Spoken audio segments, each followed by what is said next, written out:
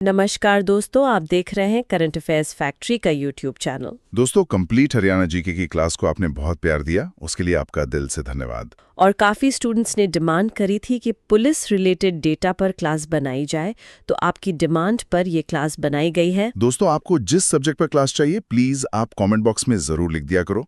इसके अलावा इसी पैटर्न पर हरियाणा के मेलों फेयर्स पर क्लास अपलोड हो चुकी है, वो जरूर देखना। और हाँ दोस्तों, इस चैनल में काफी क्लासेस उपलब्ध हैं, आप उन्हें अपने एग्जाम के प्रिपरेशन के लिए देख सकते हो। दोस्तों, आज हरियाणा पुलिस से रिलेटेड ये कंप्लीट और अपडेटेड डेटा है। अगर आपको क्लास पसंद आए तो वीडियो को लाइक जरूर करके जाना। चलिए क्लास शुरू करते हैं। तो आज हम हरियाणा पुलिस के पूरे संगठन पर एक गहरी नजर डालने वाले हैं, मतलब इसकी स्थापना से लेकर आज के आधुनिक रूप तक। बिल्कुल, और ये सिर्फ तारीखें और आंकड़े नहीं हैं, इसके पीछे एक पूरी कहानी है कि कैसे एक राज्य की पुलिस अपनी जरूरतों के हिसाब से विकसित होती है। तो चलिए कहानी शुरू करते हैं बिल्कुल शुरुआत से। हरियाणा पुलिस की स्थापना, ये तो जाहिर है कि जब राज्य बना तभी हुई होगी। हाँ, 1 नवंबर 1966 जिस दिन हरियाणा बना, उसी दिन हरियाणा पुलिस का भी गठन हुआ। ये तारीख तो सबको याद ही रहती है। और इसका मुख्यालय वो पंचकुला में है ना? सेक्टर 6 पंचकुला, और ये सीधे हरियाणा सरकार के गृह मंत्रालय मतलब होम मिनिस्ट्री के अधीन काम करती है। अच्छा, और अभी ये विभाग मुख्यमंत्री श्री नायब सिंह सैनी जी के पास ही है। जी हाँ। लेकिन जो सबसे दिलचस्प बात मुझे लगी वो है इसके कानूनों की। मतलब हरियाणा ने अपना पुलिस एक्ट बनाने में 40 साल से ज्यादा लगा दिए। हाँ, ये एक बहुत महत्वपूर्ण पॉइंट है। शुरुआत में Haryana police Punjab police act 1934 के तहत ही काम करती थी। सोचिए, 1934 का कानून, अंग्रेजों के जमाने का। बिल्कुल, और वो कानून उस समय की जरूरतों के हिसाब से बना था। लेकिन समय बदला, पुलिस की भूमिका बदली, तो एक नए कानून की जरूरत महसूस हुई। यकीनन। इसीलिए फिर हरियाणा पुलिस एक्ट 2007 बनाया गया और ये लागू हुआ 2008 में। तो ये दोनों साल 2007 और 2008 परीक्षा के लिहाज से बहुत जरूरी हैं। 2007 में बना और 2008 में लागू। मतलब आजादी से भी पहले का। जी, एक औपनिवेशिक काल का कानून था वो। तो मेरा सवाल यहीं पर है, मतलब करीब 40 साल बाद 2007 में ऐसा क्या बदला कि हरियाणा को लगा कि भाई अब हमें अपनी खुद की रूल बुक चाहिए? क्या दिक्कत थी पुराने एक्ट में? ये बहुत जरूरी सवाल है। देखिए, 1934 का एक्ट जो था वो मूल रूप से शासन करने के लिए था, कंट्रोल के लिए। लेकिन 21वीं सदी का हरियाणा बहुत अलग था। गुरुग्राम, फरीदाबाद जैसे शहर बन रहे थे। बिल्कुल, अपराध बदल रहे थे, लोगों की उम्मीदें बदल रही थीं। अब पुलिस से सेवा और जवाबदेही की उम्मीद थी। पुराना एक्ट इन चीजों के लिए, जैसे कम्युनिटी पुलिसिंग या पुलिस की जवाबदेही, इसके लिए बना ही नहीं था। अच्छा, तो ये एक तरह से पुलिस को मॉडर्न बनाने की कवायद थी, और इसीलिए हरियाणा पुलिस एक्ट 2007 में बनाया गया। जी, 2007 में बना और 2008 में लागू हुआ। ये दोनों साल अलग अलग क्यों हैं? मतलब बनने में और लागू होने में 1 साल का फर्क। देखिए, कोई भी बड़ा कानून जब विधानसभा से पास होता है तो वो बन जाता है। वो 2007 में हुआ, पर उसे जमीन पर उतारने के लिए नियम बनाने पड़ते हैं, तैयारी करनी पड़ती है। हाँ, पूरी मशीनरी को ट्रेन करना होता है।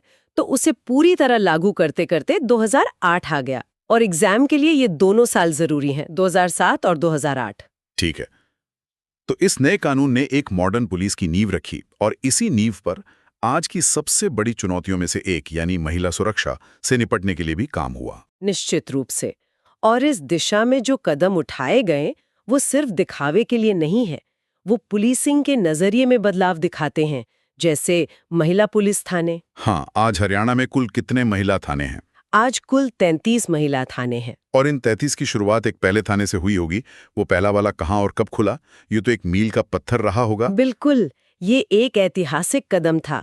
पहला महिला थाना 29 अगस्त 2015 को पंचकुला में मनसा देवी कॉम्प्लेक्स में खोला गया था। इसका मकसद सिर्फ केस दर्ज करना तो नहीं रहा होगा? नहीं, इसका असल मकसद था महिलाओं को एक सुरक्षित माहौल देना, जहां वे बिना किसी झिझक के, बिना किसी डर के अपनी शिकायत बता सके। ये तो हुई थानों की बात। क्या पुलिस फोर्स के अंदर भी महिलाओं की भागीदारी बढ़ाने पर कोई जोर है? जी, और ये बहुत जरूरी भी है। अभी फोर्स में महिला कर्मचारी 15% हैं, लेकिन सरकार का लक्ष्य इसे बढ़ाकर 25% तक ले जाने का है। इससे फोर्स ज्यादा संवेदनशील बनती है। बिल्कुल, और महिलाएं अपनी बात महिला अफसरों से ज्यादा आसानी से कह पाती हैं। इसी से जुड़े 2 नाम और आते हैं, ऑपरेशन दुर्गा और दुर्गा शक्ति वाहिनी। इनमें क्या फर्क है? ये अक्सर कंफ्यूज करते हैं। ऑपरेशन दुर्गा जो है वो सन 2017 में शुरू हुआ। ये एक अभियान था। इसका फोकस था पब्लिक जगहों पर जैसे स्कूल कॉलेज के बाहर होने वाली छेड़छाड़ को रोकना। ये एक तरह से प्रिवेंटिव था, मतलब घटना को होने से रोकना। अच्छा, और दुर्गा शक्ति वाहिनी? दुर्गा शक्ति वाहिनी का गठन 12 जुलाई 2018 को हुआ। ये एक क्विक रिएक्शन टीम है, एक तरह की फोर्स। ये विशेष गाड़ियों में तैनात रहती हैं और किसी भी कॉल पर तुरंत पहुंचने के लिए बनी है। तो मतलब एक प्रोएक्टिव है और दूसरी रिएक्टिव, एक रोकथाम के लिए, दूसरी एक्शन के लिए। बिल्कुल सही। अब महिला सुरक्षा के साथ साथ एक और बड़ा सुधार है इमरजेंसी सेवाओं का। पहले कितने नंबर थे? पुलिस के लिए 100, आग के लिए 101, एम्बुलेंस के लिए 108। याद रखना ही मुश्किल था। इसी मुश्किल को हल करने के लिए 2021 में डायल 112 शुरू किया गया। ये एक बहुत बड़ा सुधार था। अब किसी भी इमरजेंसी के लिए बस एक ही नंबर 112 जी। और इसकी शुरुआत की तारीख भी बड़ी दिलचस्प है, 12 जुलाई 2021। इसे याद रखने की एक ट्रिक भी है। हाँ, तारीख है 12 और साल है 21, जो कि 12 का ठीक उल्टा है। हाँ, सही है। ऐसी छोटी छोटी चीजें एग्जाम के तनाव में बहुत मदद करती हैं। बिल्कुल। चलिए अब आते हैं उस हिस्से पर जहां सबसे ज्यादा कंफ्यूजन होता है, पुलिस का प्रशासनिक ढांचा, मतलब पुलिस जिले, कमिश्नरी और रेंज। शुरुआत पुलिस जिलों से करते। यहाँ एक बहुत ही अनोखा तथ्य है। जब 1966 में हरियाणा बना तब प्रशासनिक जिले तो 7 थे, लेकिन पुलिस जिले सिर्फ 6 थे। एक कम। ऐसा क्यों? कौन सा प्रशासनिक जिला उस समय पुलिस जिला नहीं था? उस समय जींद एक प्रशासनिक जिला तो था, पर उसका अपना अलग से पुलिस जिला नहीं था। अच्छा, ये तो हुई इतिहास की बात। आज की क्या स्थिति है? आज कितने पुलिस जिले हैं? आज हरियाणा में कुल 25 पुलिस जिले हैं, लेकिन यहाँ एक पेंच है। पेंच क्या है? ये 25 जिले 25 प्रशासनिक जिलों के बराबर नहीं है। हाँ, यही सबसे जरूरी बात है। इसको थोड़ा समझाइए। इन 25 में से 22 तो वो हैं जो प्रशासनिक जिले भी हैं, लेकिन 3 जिले ऐसे हैं जो सिर्फ पुलिस जिले हैं, प्रशासनिक नहीं। और ये 3 कौन से हैं? इन्हें अलग से बनाने की जरूरत क्यों पड़ी? ये 3 नाम बहुत महत्वपूर्ण हैं, मानेसर, डबवाली और हांसी। इन्हें बनाने के पीछे की सोच है स्ट्रैटेजिक पुलिसिंग। जैसे मानेसर एक बहुत बड़ा इंडस्ट्रियल हब है, वहां की चुनौतियां अलग हैं। हांसी का अपना एक क्रिमिनल रिकॉर्ड और संवेदनशीलता है। डब्बाली बॉर्डर पर है, तो इन इलाकों के लिए एक समर्पित एसपी की जरूरत महसूस की गई। मतलब जहां जरूरत वहां नया पुलिस जिला। ठीक है, अब आते हैं बड़े शहरों की पुलिसिंग पर, यानी कमिश्नरी सिस्टम पर। हरियाणा में कुल कितनी कमिश्नरी हैं? हरियाणा में अब कुल 5 पुलिस कमिश्नरी हैं। और ये कमिश्नरी सिस्टम सामान्य जिलों से अलग कैसे है? क्या सिर्फ नाम का फर्क है या शक्तियों का भी? नहीं, ये शक्तियों का ही खेल है। सामान्य जिलों में एसपी होता है, लेकिन कानून व्यवस्था से जुड़े कई अधिकार डीएम के पास होते हैं। इसे डुअल कमांड कहते हैं। अच्छा, 2 लोगों के पास कमांड? जी, लेकिन कमिश्नरी में कमिश्नर ऑफ पुलिस सीपी के पास मजिस्ट्रेट की शक्तियां भी होती हैं।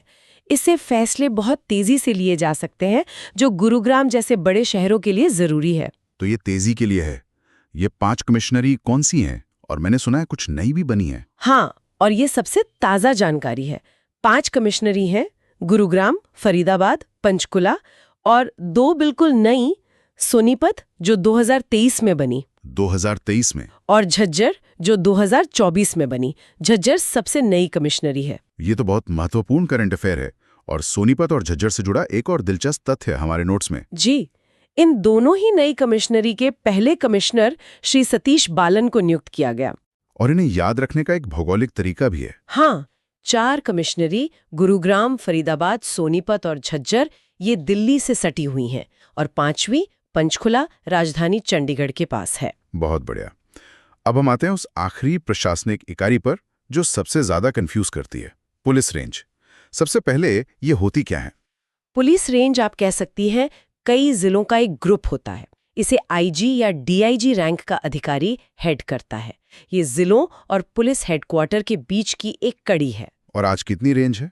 1966 में सिर्फ 1 रेंज थी और आज 5 रेंज है। और यहाँ सबसे बड़ा नियम क्या है जो सारी उलझन दूर कर दे? सबसे बड़ा और सुनहरा नियम ये है कि जो जिले कमिश्नरी बन चुके हैं वो किसी भी रेंज का हिस्सा नहीं होते। अच्छा, मतलब वो इस सिस्टम से बाहर हैं। बिल्कुल, वे सीधे डीजीपी को रिपोर्ट करते हैं। अगर आपको वो 5 कमिश्नरी वाले जिले याद हैं तो आप रेंज को आसानी से समझ सकते हैं। ठीक है, तो उन 5 जिलों को किनारे रखकर बात करते हैं। पहली रेंज है हिसार रेंज। इसमें कौन कौन से जिले आते हैं? हिसार रेंज में 5 पुलिस जिले हैं: हिसार, सिरसा, फतेहाबाद, जींद और हांसी, जो एक पुलिस जिला है। ठीक है। दूसरी है अंबाला रेंज। यहाँ शायद एक बड़ा बदलाव हुआ है।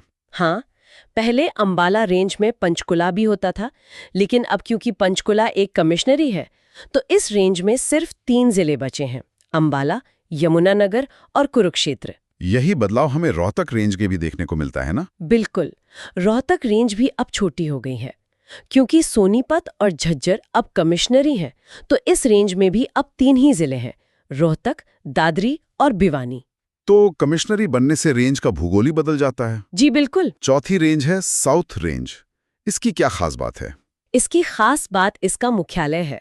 नाम है साउथ रेंज, लेकिन इसका मुख्यालय रेवाड़ी में है। ये सवाल अक्सर आता है। इसमें 4 जिले हैं: रेवाड़ी, महेंद्रगढ़, नूह और पलवल। तो हमने स्थापना से लेकर जिलों, कमिश्नरी और रेंज तक पूरे ढांचे को देखा, और ये एक लगातार विकास की कहानी है। एकदम सही कहा। ये कोई स्थिर ढांचा नहीं है, ये हरियाणा की सामाजिक और आर्थिक जरूरतों के साथ लगातार बदल रहा है। तो दोस्तों, ये थी हरियाणा पुलिस से जुड़ी सभी महत्वपूर्ण और अपडेटेड जानकारी। हमने स्थापना से लेकर महिला सुरक्षा, नए बने पुलिस जिलों, कमिश्नरी और सभी पुलिस रेंज को विस्तार से कवर किया है। और इसका सबसे बड़ा निचोड़ यही है कि एक पुलिस बल एक जीवित संगठन की तरह होता है, जो अपने राज्य के विकास के साथ साथ विकसित होता है। ये बदलाव उसी विकास का प्रमाण है। आप इस क्लास को 1-2 बार और देखें ताकि सभी तथ्य, तारीखें और संख्याएं आपको अच्छी तरह याद हो जाएं। अगर क्लास पसंद आई हो तो वीडियो को लाइक और चैनल को सब्सक्राइब जरूर करें। हम अगली क्लास में एक और महत्वपूर्ण टॉपिक के साथ मिलेंगे। लेकिन एक सवाल सोचने के लिए छोड़ जाते हैं। हमने देखा कि ढांचा शहरीकरण और अपराध के जवाब में बदला है, पर भविष्य का क्या? जिस तेजी से साइबर क्राइम, डीप फेक और ड्रोन जैसी तकनीकें आ रही हैं, क्या हमारा मौजूदा ढांचा आने वाले दशक के लिए तैयार है? ये एक ऐसा सवाल है जिस पे शायद हमें जल्द ही एक और गहरे विश्लेषण की जरूरत पड़ेगी। ये सिर्फ थानों और अधिकारियों की एक लिस्ट नहीं है, बल्कि ये उस पूरे ढांचे की कहानी है जो राज्य की सुरक्षा को चलाता है। बिल्कुल। मतलब ट्रेनिंग सेंटर से लेकर वायरलेस नेटवर्क और यहाँ तक के फॉरेंसिक लैब्स तक। बिल्कुल। ये एक तरह से आप समझिए किसी आर्किटेक्ट के ब्लूप्रिंट को देखने जैसा है। हमारा मकसद इन तथ्यों को सिर्फ पढ़ना नहीं है, बल्कि इनके पीछे की सोच को समझना है कि कैसे एक पुलिस बल को मतलब बिल्कुल जमीन से खड़ा किया जाता है, उसे ट्रेनिंग दी जाती है, उसे आपस में जोड़ा जाता है और फिर उसे आज के आधुनिक अपराधों से लड़ने के लिए तैयार किया जाता है। हाँ, और इसकी शुरुआत होती है सबसे बुनियादी चीज से, यानी प्रशिक्षण से। प्रशिक्षण से, बिल्कुल। तो एक पुलिस अधिकारी बनाने की जो प्रक्रिया है, हमारे सोर्स के मुताबिक इसकी कहानी तो हरियाणा के जन्म के साथ ही शुरू हो जाती है। चलिए हरियाणा पुलिस ट्रेनिंग सेंटर्स के इतिहास और विकास को समझते हैं। हाँ, और ये बहुत दिलचस्प है क्योंकि पहला ट्रेनिंग सेंटर साल 1966 में नीलोखेड़ी करनाल में बना। 1966? अच्छा, ये तो वही साल है जब हरियाणा राज्य बना था। जी हाँ, बिल्कुल। तो इसे याद रखना बहुत आसान हो जाता है। ये दिखाता है कि राज्य के संस्थापकों के लिए एक प्रशिक्षित पुलिस बल बनाना कितनी बड़ी प्राथमिकता थी। सही बात है, मतलब नींव उसी दिन रख दी गई थी। लेकिन ये सेंटर हमेशा नीलोखेड़ी में नहीं रहा है ना? नहीं, 1970 में इसे मधुबन करनाल में शिफ्ट कर दिया गया। मधुबन में? क्या इस बदलाव का कोई खास कारण था? मतलब मधुबन में ऐसा क्या था? मधुबन एक ज्यादा बड़ी और केंद्रीय जगह है जहां एक बड़े कैंपस को, एक बड़े इंफ्रास्ट्रक्चर को विकसित करने की गुंजाइश थी। अच्छा। नीलोखेड़ी में शायद शुरुआत एक छोटे स्तर पर हुई होगी, लेकिन जैसे जैसे बल की जरूरतें बढ़ी, एक समर्पित और बड़ी जगह की जरूरत महसूस हुई होगी। और मधुबन तो आज तक हरियाणा पुलिस का एक तरह से नर्व सेंटर बना हुआ है। यहाँ एक बारीक बात है जिस पर ध्यान देना जरूरी लगता है। सेंटर 1970 में मधुबन शिफ्ट तो हो गया, लेकिन वहाँ ट्रेनिंग विधिवत मतलब फॉर्मली 3 साल बाद 1973 में शुरू हुई। तो इन 3 सालों में क्या हुआ होगा? संभवतः इन 3 सालों का इस्तेमाल पूरे इंफ्रास्ट्रक्चर को तैयार करने, ट्रेनिंग के पाठ्यक्रम यानी सिलेबस बनाने और प्रशिक्षकों को नियुक्त करने में किया गया होगा। ओके। ये सिर्फ बिल्डिंग बदलने जैसा नहीं था, बल्कि एक पूरी संस्था को नए सिरे से स्थापित करने जैसा था। और फिर इसका विकास रुका नहीं। 1976 में इसे एक ट्रेनिंग कॉलेज का दर्जा मिला। ट्रेनिंग कॉलेज का दर्जा, ये एक महत्वपूर्ण अपग्रेड था। बहुत बड़ा। और कॉलेज का दर्जा मिलने का मतलब है कि ट्रेनिंग ज्यादा संगठित और अकादमिक हो गई होगी। और फिर 2002 में एक और बड़ा बदलाव आया, जब ये एक अकेडमी बन गई। एक कॉलेज और एक अकेडमी में क्या फर्क होता है? मतलब सिर्फ नाम का ही बदलाव है क्या? नहीं नहीं, ये सिर्फ नाम का बदलाव नहीं है। अकेडमी शब्द का इस्तेमाल अक्सर तब होता है जब प्रशिक्षण का दायरा बहुत बड़ा हो जाता है। इसमें सिर्फ बुनियादी ट्रेनिंग ही नहीं, बल्कि अधिकारियों के लिए विशेष कोर्स, लीडरशिप प्रोग्राम और पुलिसिंग के नए तरीकों पर शोध भी शामिल हो जाता है। समझ गई। तो 1966 के एक छोटे से सेंटर से 2002 की एक पूरी एकेडमी तक का सफर, ये हरियाणा पुलिस के पेशेवर विकास की पूरी कहानी कहता है। बिल्कुल। ये तो हुई इतिहास की बात। आज की स्थिति क्या है? हरियाणा में कुल कितने ट्रेनिंग सेंटर हैं? आज हरियाणा में कुल 5 पुलिस ट्रेनिंग सेंटर हैं। मुख्य अकादमी को मधुबन में है ही, लेकिन विकेंद्रीकरण भी हुआ है। कहाँ-कहाँ है बाकी? दूसरा सेंटर भौंडसी गुरुग्राम में है, तीसरा सोनारिया रोहतक में और 2 हिसार में है। हिसार में 2? ये थोड़ा असामान्य लगता है। हाँ, और यहीं पर एक बहुत ही प्रगतिशील बात सामने आती है। हिसार में एक सेंटर पुरुषों के लिए है और जो 5वां सेंटर है वो विशेष रूप से महिलाओं के लिए है। अरे वाह, ये तो बहुत महत्वपूर्ण है। बहुत। ये दिखाता है कि पुलिस बल में महिलाओं की भर्ती और उनकी ट्रेनिंग को कितनी गंभीरता से लिया जा रहा है। उनके लिए एक समर्पित इंफ्रास्ट्रक्चर तैयार किया गया है। तो एक बार जब ये जवान इन सेंटरों में तैयार हो जाते हैं, तो उनकी तैनाती कहाँ होती है? मुझे लगता है कई तो हरियाणा सशस्त्र पुलिस यानी HAP का हिस्सा बनते होंगे। बिल्कुल। HAP एक तरह से राज्य की अपनी रिजर्व फोर्स है, जिसे ज्यादा गंभीर कानून व्यवस्था की स्थितियों के लिए इस्तेमाल किया जाता है। इसकी कितनी बटालियन है आज? आज इसकी कुल 5 बटालियन है। और फिर से मधुबन का महत्व यहाँ भी दिखाई देता है। कैसे? कहाँ है ये बटालियन? 5 में से 3 बटालियन तो अकेले मधुबन में ही हैं। अच्छा, 3 मधुबन में? जी, एक अंबाला में और एक हिसार में। मधुबन में इतनी बड़ी मौजूदगी ये बताती है कि ये सिर्फ ट्रेनिंग का ही नहीं, बल्कि ऑपरेशनल ताकत का भी केंद्र है। सही बात है। वहां से राज्य के बड़े हिस्से में फोर्स को तेजी से भेजा जा सकता है। बिल्कुल। और इसका भी एक इतिहास है।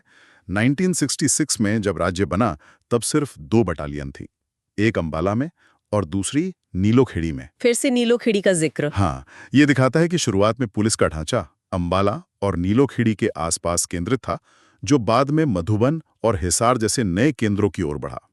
2 बटालियन से 5 तक का विस्तार राज्य की बढ़ती जरूरतों और चुनौतियों को भी दिखाता है। तो हमारे पास प्रशिक्षित लोग हैं, एक संगठित सशस्त्र बल है, लेकिन कोई भी बल तब तक प्रभावी नहीं होता जब तक उसके सदस्य आपस में बात न कर सकें, खासकर आपात स्थिति में। सही कहा। और यहीं पर हरियाणा पुलिस का वायरलेस कम्युनिकेशन सिस्टम आता है, जो हमारे सोर्स के हिसाब से बहुत ही अनोखा है। ये इस पूरे विश्लेषण का शायद सबसे आकर्षक हिस्सा है। इसका मुख्यालय तो पंचकुला के सेक्टर 6 में है, लेकिन इसका काम करने का तरीका किसी को भी हैरान कर सकता है। इस पूरे सिस्टम का जो मुख्य एंटीना है, वो हरियाणा में है ही नहीं। क्या?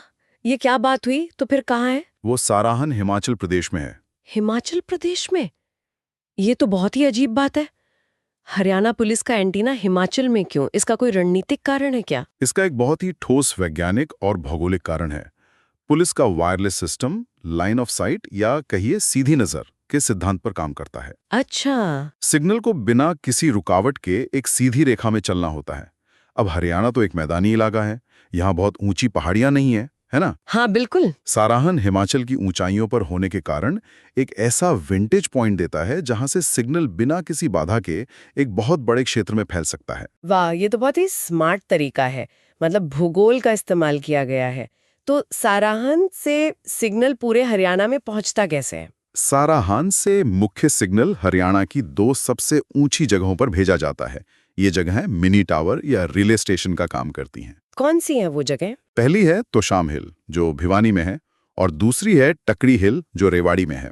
ये दोनों पहाड़ियां पूरे राज्य को कवर करने के लिए रणनीतिक रूप से चुनी गई हैं। तो इसका मतलब ये दोनों पहाड़ियां अलग-अलग इलाकों को कवर करती होंगी? बिल्कुल। तोशाम हिल, जो पश्चिमी हरियाणा के पास है, वो हिसार, फतेहाबाद, सिरसा, चरखी दादरी, रोहतक, सोनीपत और झज्जर जैसे जिलों को नेटवर्क देती है। ओके, ये पूरा पश्चिमी बेल्ट हो गया। हाँ, और वहीं टकड़ी हिल, जो दक्षिण में है, वो रेवाड़ी, नारनौल यानी महेंद्रगढ़, पलवल, फरीदाबाद, गुरुग्राम और यहाँ तक कि दिल्ली में स्थित हरियाणा भवन को भी कवर करती है। मतलब ये एक ऐसा अदृश्य जाल है जो हिमाचल की एक चोटी से शुरू होकर हरियाणा की 2 पहाड़ियों के जरिए राजधानी दिल्ली तक फैला हुआ है।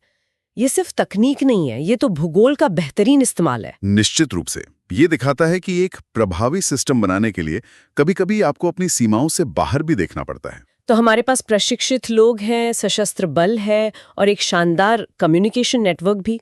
अब बात करते हैं ऑपरेशन के दिमाग की, यानी खुफिया जानकारी और वैज्ञानिक सबूतों की। हाँ, इसकी शुरुआत सीआईडी से करते हैं। सीआईडी यानी अपराध जांच विभाग, ये पुलिस बल की खुफिया शाखा है। इसका मुख्यालय और ट्रेनिंग स्कूल दोनों ही पंचकुला में हैं। पंचकुला में ये तो समझ आता है क्योंकि वो प्रशासनिक राजधानी है। हाँ, और वहीं से पूरे राज्य के ऑपरेशंस को कोऑर्डिनेट करना आसान होता है। हमारे सोर्स में इसके नेतृत्व के बारे में भी कुछ जानकारी है। वर्तमान में इसके प्रमुख आईपीएस सौरभ सिंह हैं, 1998 बैच के। जी, और ये जानना भी महत्वपूर्ण है कि उनसे पहले इस पद पर आलोक मित्तल थे, जो अब जेल महानिदेशक यानी डीजी जेल्स हैं। ये दिखाता है कि कैसे वरिष्ठ अधिकारी अलग अलग महत्वपूर्ण भूमिकाओं में जाते रहते हैं, जिससे पूरे सिस्टम में अनुभव का प्रभाव बना रहता है। तो सीआईडी तो हो गई खुफिया जानकारी की बात, लेकिन आज के जमाने में अपराध की जांच सिर्फ मुखबिरों पर निर्भर नहीं रह सकती। इसके लिए वैज्ञानिक सबूत चाहिए। बिल्कुल, आज फॉरेंसिक्स का जमाना है। तो यहीं पर फॉरेंसिक और दूसरे ब्यूरो की भूमिका आती है। बिल्कुल, और यहाँ हमारे पास 3 महत्वपूर्ण इकाइयां हैं। पहली है SCRB यानी state crime records bureau. State crime records bureau. हाँ, इसका मुख्यालय मोगीनंद, पंचकुला में है। ये वो जगह है जहां राज्य के सभी अपराधों और अपराधियों का डेटाबेस रखा जाता है। ये एक तरह से पुलिस का गूगल है। पुलिस का गूगल, वाह। और बाकी 2? फिंगरप्रिंट ब्यूरो और फॉरेंसिक साइंस लैब यानी FSL। इनके इतिहास में एक दिलचस्प समानता दिखती है। हाँ, और ये एक पैटर्न है जो याद रखने में बहुत मदद करता है। देखिए, फिंगरप्रिंट ब्यूरो की स्थापना हुई 1972 में रोहतक में। 1972 रोहतक, ठीक है। एक साल बाद 1973 में FSL की स्थापना भी रोहतक में ही हुई। अच्छा, दोनों रोहतक में 1 साल के अंतर पर? और फिर दोनों के साथ एक ही जैसा बर्ताव हुआ। 1976 में इन दोनों महत्वपूर्ण इकाइयों को रोहतक से मधुबन शिफ्ट कर दिया गया। मधुबन मतलब सब कुछ मधुबन में केंद्रित किया जा रहा था? एकदम सही। ये एक बड़ा रणनीतिक फैसला था। मधुबन, जो पहले से ही ट्रेनिंग और HAP का केंद्र था, अब फोरेंसिक जांच का भी हब बन गया। सोचिए, एक ही जगह पर ट्रेनिंग, सशस्त्र बल और फोरेंसिक लैब होने से तालमेल कितना बेहतर हो जाता है। बिल्कुल। तो FSL का मतलब सिर्फ उंगलियों के निशान से कहीं ज्यादा है ना? इसमें DNA से लेके बैलिस्टिक्स तक सब कुछ शामिल होता होगा? निश्चित रूप से। FSL आधुनिक जांच की रीढ़ है। इसमें DNA सैंपलिंग, गोली के निशान का मिलान जिसे बैलिस्टिक्स कहते हैं, साइबर क्राइम की जांच, दस्तावेजों की प्रामाणिकता की जांच, ये सब शामिल है। और जैसे जैसे अपराध जटिल होते गए, एक ही सेंट्रल लैब पर बोझ तो बहुत बढ़ गया होगा। बढ़ गया होगा नहीं, बढ़ गया। और इसीलिए शायद क्षेत्रीय FSL इकाइयों की जरूरत पड़ी। हाँ, ये तो होना ही था। बिल्कुल। जांच में तेजी लाने और स्थानीय पुलिस की मदद करने के लिए हरियाणा में 4 क्षेत्रीय FSL इकाइयां बनाई गई। और अगर आप इनके स्थानों को देखें तो आपको फिर से एक पैटर्न दिखेगा। कहाँ है ये? ये है भौंडसी, जो गुरुग्राम में है, सुनारिया रोहतक में, मोगीनंद पंचकुला में और हिसार। एक मिनट, ये तो वही जगह है जिनका जिक्र हम पहले भी कर चुके हैं। भौंडसी और सुनारिया में ट्रेनिंग सेंटर है, मोगीनंद में SCRB का मुख्यालय है और हिसार तो ट्रेनिंग और HAP बटालियन दोनों का केंद्र है। हाँ, ये कोई संयोग नहीं है। ये एक सोची समझी रणनीति को दिखाता है, जहां पुलिस के बुनियादी ढांचे को कुछ प्रमुख रणनीतिक स्थानों पर क्लस्टर या समूह के रूप में विकसित किया गया है। इससे संसाधनों का बेहतर उपयोग होता है और अलग-अलग विभाग आसानी से एक दूसरे के साथ काम कर सकते हैं। तो आज की इस बातचीत में हमने हरियाणा पुलिस की सिर्फ ऊपरी परत नहीं, बल्कि उसकी पूरी आंतरिक संरचना को देखा है। ये कहानी 1966 में एक छोटे से ट्रेनिंग सेंटर से शुरू हुई और आज एक ऐसे जटिल सिस्टम तक पहुंच गई है जिसमें हिमाचल की पहाड़ियों से सिग्नल आते हैं और अत्याधुनिक लैब्स में सबूतों की जांच होती है। यह वास्तव में एक संगठन के विकास की कहानी है। यह दिखाता है कि कैसे समय के साथ न केवल बल का आकार बढ़ता है, बल्कि उसकी क्षमताएं, उसकी तकनीक और सोचने का तरीका भी विकसित होता है। हर तारीख, हर स्थान, हर इकाई एक बड़े उद्देश्य का हिस्सा है। उस एक कॉल के पीछे कितना बड़ा और जटिल नेटवर्क काम कर रहा होता है। बिल्कुल। और जाते जाते श्रोताओं के लिए एक विचार छोड़ जाते हैं।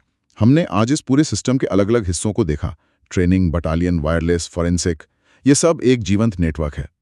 लेकिन कोई भी सिस्टम तभी तक प्रभावी होता है जब तक वो आने वाले कल की चुनौतियों के लिए तैयार हो।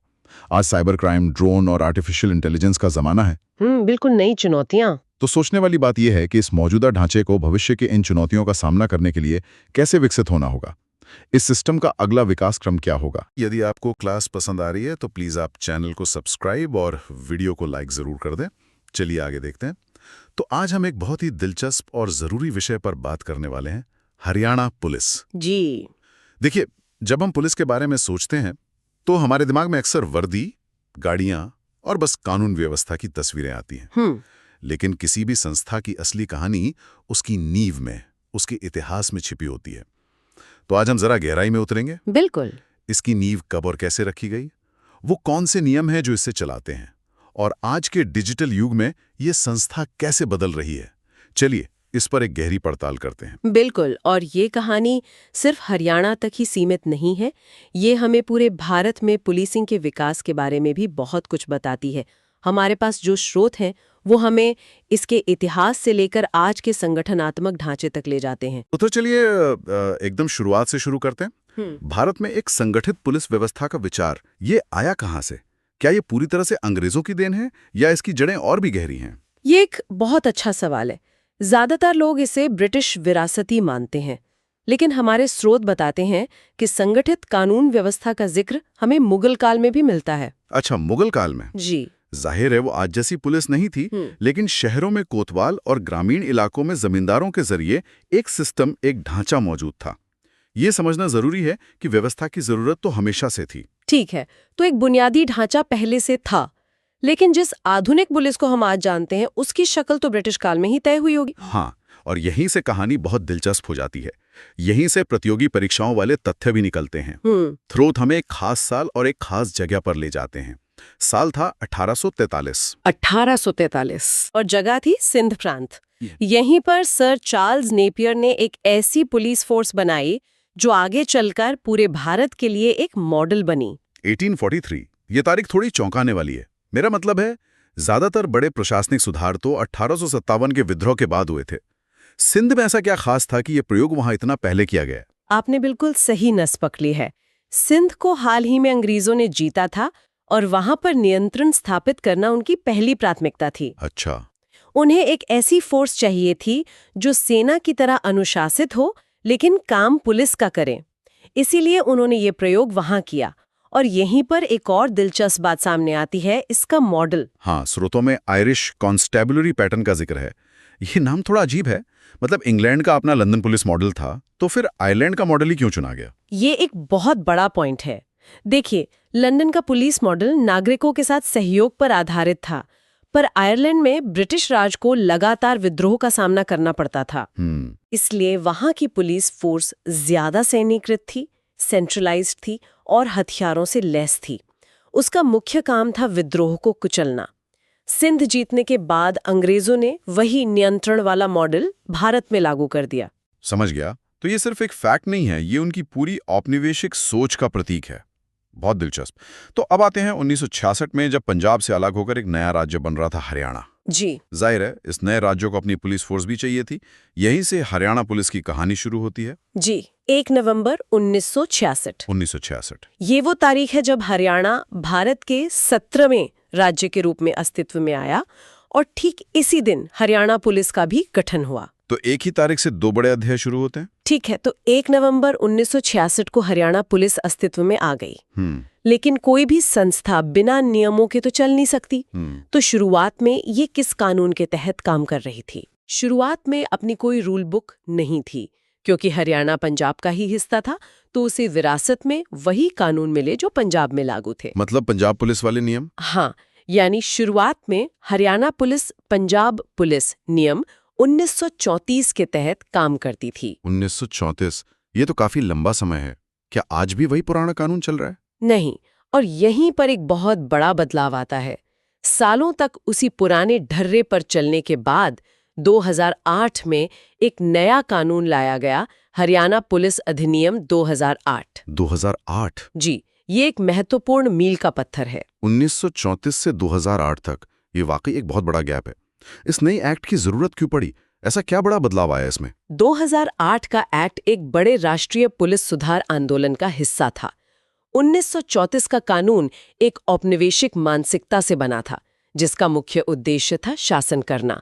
लेकिन 2008 के एक्ट में आधुनिक पुलिसिंग के सिद्धांतों, जैसे कि सामुदायिक पुलिसिंग, जनता के प्रति जवाबदेही और मानवाधिकारों का सम्मान, इन पर ज्यादा जोर दिया गया। बिल्कुल, ये रूलिंग से सर्विस की तरफ एक वैचारिक बदलाव था। तो ये सिर्फ एक कानूनी बदलाव नहीं था, बल्कि पुलिसिंग की पूरी फिलॉसफी को बदलने की कोशिश थी।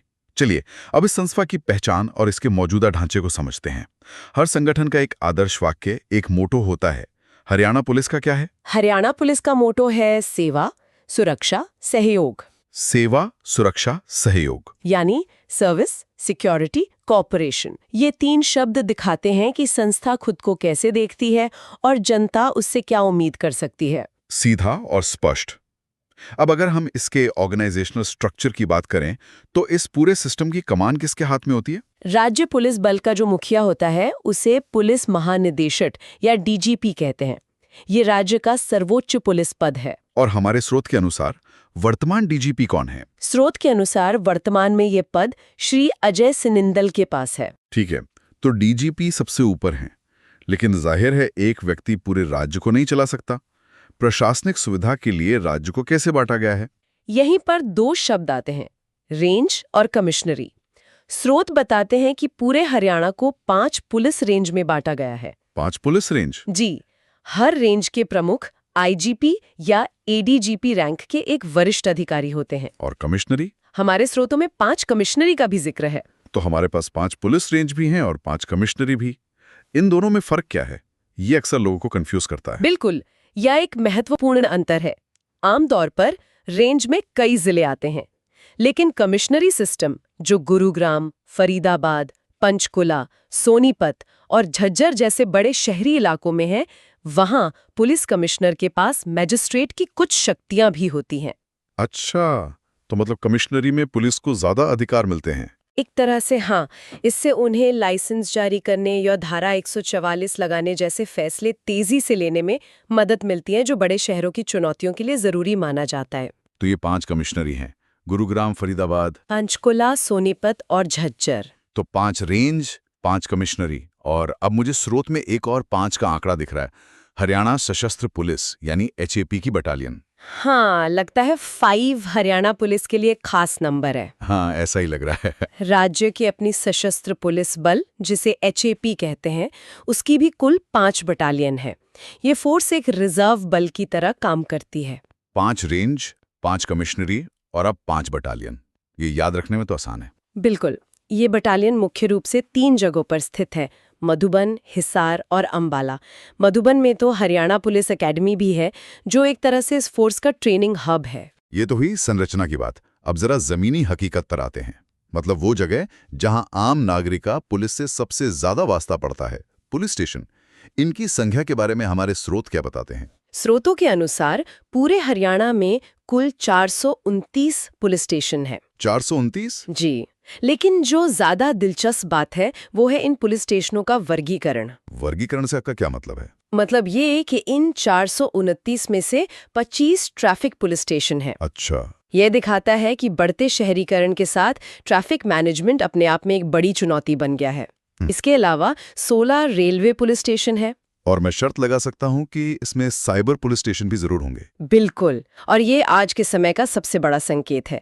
हरियाणा में 29 साइबर पुलिस स्टेशन है। 29? जी, महज 1 दशक पहले तक साइबर क्राइम के लिए अलग से थानों की जरूरत महसूस नहीं होती थी, लेकिन आज ऑनलाइन फ्रॉड, हैकिंग, ये सब इतना बढ़ गया है कि इसके लिए विशेष थानों की जरूरत है।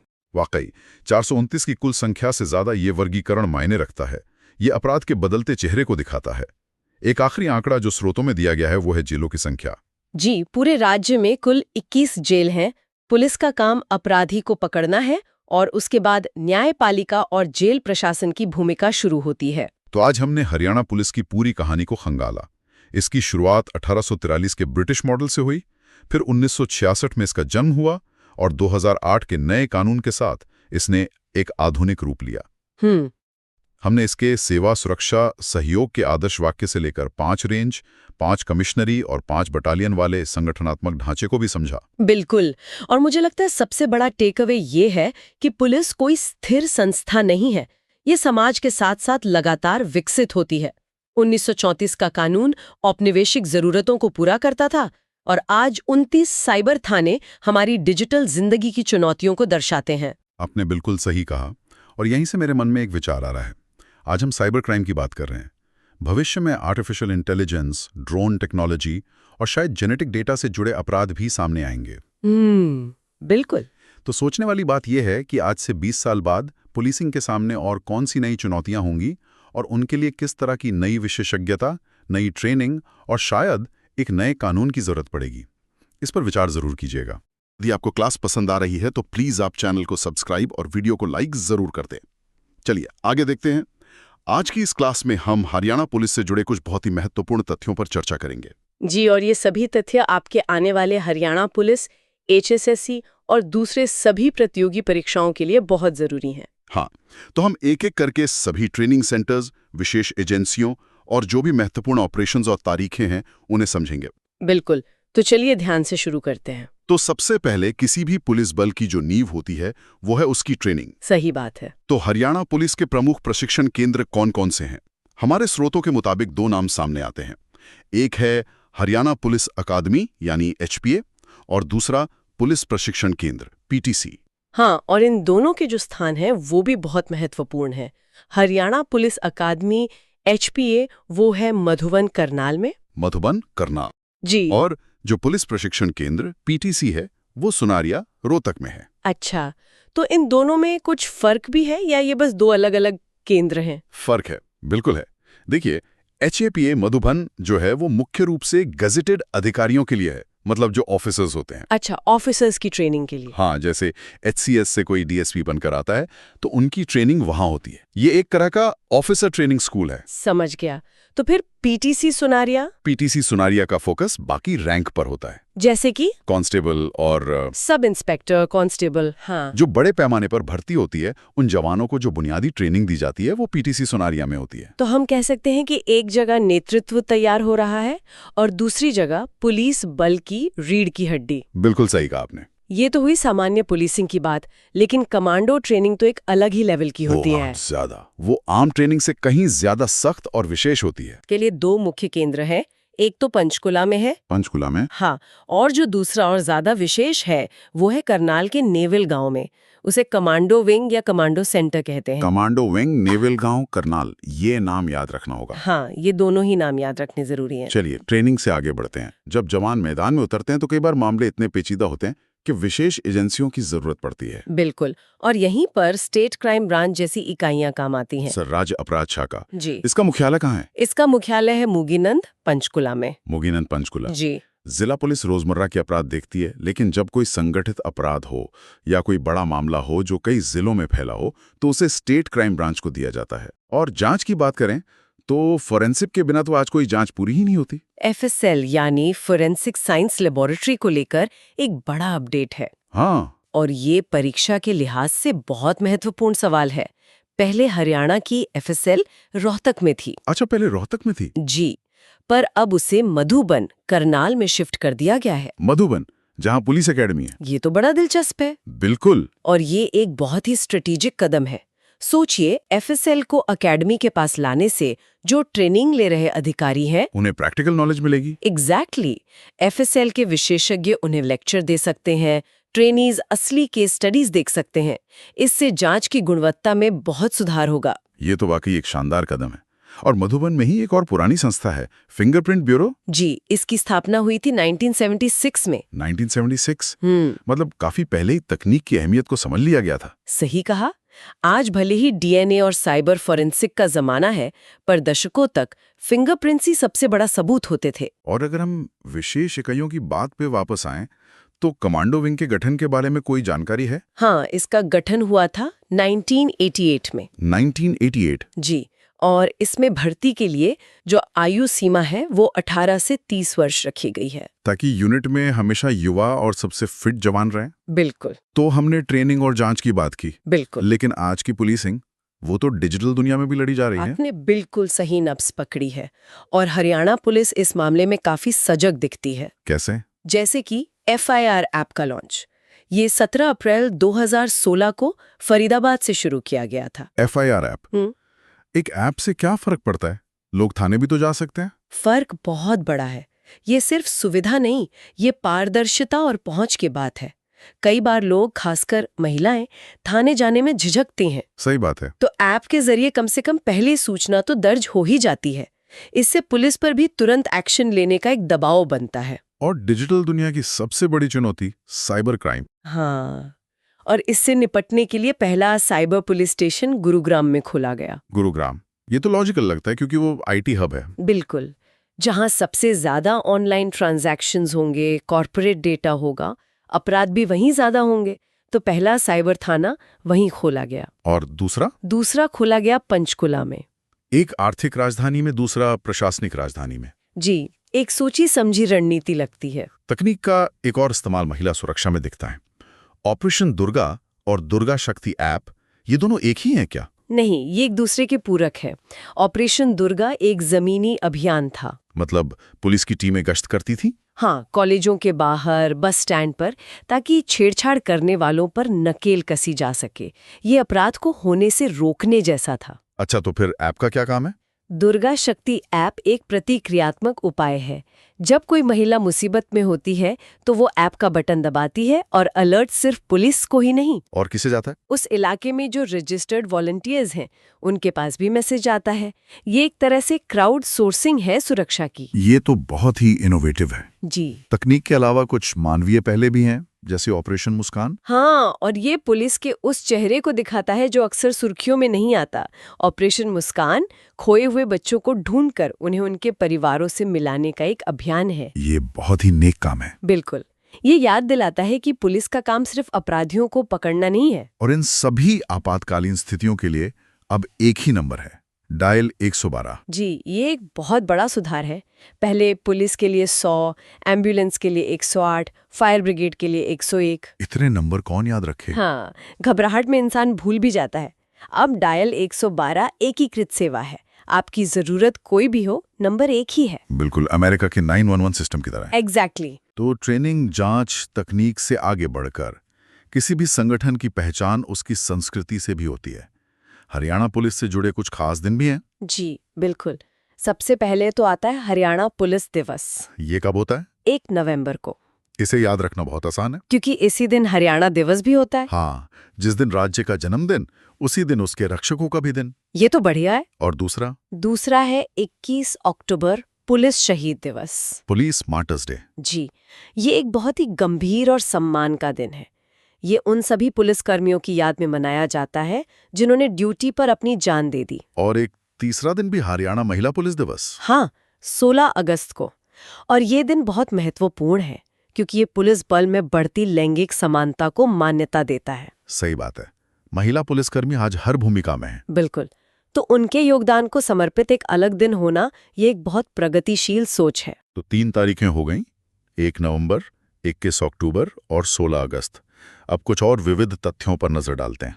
इसमें सबसे पहले है 2020 का सर्वश्रेष्ठ पुलिस स्टेशन का खिताब। ये किसे मिला था? ये मिला था तरावड़ी पुलिस स्टेशन, जो करनाल जिले में है। अच्छा, तरावड़ी, करनाल। जी, और जब अच्छे काम को सराहा जाता है तो बाकी लोग भी प्रेरित होते हैं। बिल्कुल। अगला नाम है NSG training centre, Manesar, Gurugram. ये तो राष्ट्रीय स्तर का संस्थान है। हाँ, और इसका हरियाणा में होना बहुत बड़ा सामरिक महत्व रखता है। NSG भारत की सबसे एलीट काउंटर टेररिस्ट फोर्स है। और उसका ट्रेनिंग सेंटर मानेसर में है। जी, मानेसर की लोकेशन देखिए, दिल्ली के पास, एयरपोर्ट के पास, नेशनल हाईवे पर। किसी भी आपात स्थिति में यहां से कमांडो को बहुत तेजी से देश के किसी भी कोने में भेजा जा सकता है। ये तो वाकई एक स्ट्रेटेजिक लोकेशन है। बहुत ज्यादा। और आखिर में एक बहुत ही आधुनिक नाम आता है, डार्क ड्रोन सेंटर, पंचकुला। हाँ, ये भविष्य की तकनीक है। ये डार्क ड्रोन क्या होता है? डार्क ड्रोन्स उन ड्रोन्स को कहते हैं जिन्हें रडार से या आसानी से नजर से पकड़ना बहुत मुश्किल होता है। मतलब ये चुपचाप निगरानी कर सकते हैं? बिल्कुल, बिना किसी का ध्यान खींचे। इसका मतलब है कि हरियाणा पुलिस अब निगरानी और खुफिया जानकारी के लिए अगली पीढ़ी की तकनीक इस्तेमाल कर रही है। इसका इस्तेमाल कहाँ हो सकता है? तस्करी रोकने में? हाँ, सीमा पार से होने वाली तस्करी या घुसपैठ पर नजर रखने में, घने जंगलों में अपराधियों को ढूंढने में या किसी भी संवेदनशील इलाके की गुप्त निगरानी के लिए। तो ये दिखाता है कि पुलिस खुद को लगातार अपग्रेड कर रही है। सही कहा। तो हमने हरियाणा पुलिस की एक पूरी यात्रा देखी, मधुबन की ट्रेनिंग एकेडमी की नींव से लेकर पंचकुला के डार्क ड्रोन सेंटर की उड़ान तक। हाँ, और ये सब मिलकर एक बड़ी तस्वीर बनाते हैं, एक ऐसे पुलिस बल की जो अपनी परंपराओं का सम्मान तो करता है, लेकिन साथ ही भविष्य की चुनौतियों के लिए खुद को ढालने से भी नहीं हिचकिचाता। बिल्कुल। पुलिसिंग अब सिर्फ डंडे और सीटी तक सीमित नहीं है। ये एप्स, साइबर फोरेंसिक, ड्रोन और सामुदायिक भागीदारी का नाम है। इन सभी जानकारियों के आधार पर एक बात तो साफ है कि एक आधुनिक पुलिस बल का निर्माण एक सतत प्रक्रिया है। जी, ये कभी खत्म नहीं होती। हमने एप्स और ड्रोन की बात की, लेकिन सोचने वाली बात यह है कि अगला कदम क्या होगा? क्या हम आर्टिफिशियल इंटेलिजेंस को अपराध रोकने में मदद करते देखेंगे? मतलब एआई ये बताएगा कि अगला अपराध कहाँ हो सकता है? हाँ, शायद। और अगर ऐसा होता है तो एक पुलिस बल तकनीक की इस ताकत और नागरिकों की निष्ठा के बीच संतुलन कैसे बनाएगा? ये एक बहुत बड़ा सवाल है। बिल्कुल। और ये एक ऐसा सवाल है जिस पर शायद आने वाले समय में हमें सोचना होगा। लिए आगे बढ़ते हैं। यदि आपको क्लास पसंद आ रही है तो प्लीज आप चैनल को सब्सक्राइब और वीडियो को लाइक जरूर कर दें। चलिए आगे देखते हैं। आज हमारे पास चर्चा के लिए एक बहुत ही महत्वपूर्ण विषय है। हम बात करने वाले हैं भारत के अपराध कानून के बारे में। हम भारतीय दंड संहिता यानी आईपीसी की परतों को खोलेंगे, जो 150 साल से भी ज्यादा पुरानी एक कानूनी किताब है। जी। लेकिन यह सिर्फ एक इतिहास का पाठ नहीं होगा। इस पूरी कानूनी संहिता को बदला जा रहा है। तो आज हमारा मकसद ये समझना है कि यह पुराना कानून क्या था, इसके पीछे की सोच क्या थी, और आज इसे एक नई संहिता यानी भारतीय न्याय संहिता या बीएनएस से बदलने की जरूरत क्यों पड़ी। और ये बदलाव सिर्फ अकादमिक नहीं है, इसका सीधा असर हर नागरिक पर, पुलिस व्यवस्था पर और हमारी पूरी न्याय प्रणाली पर पड़ेगा।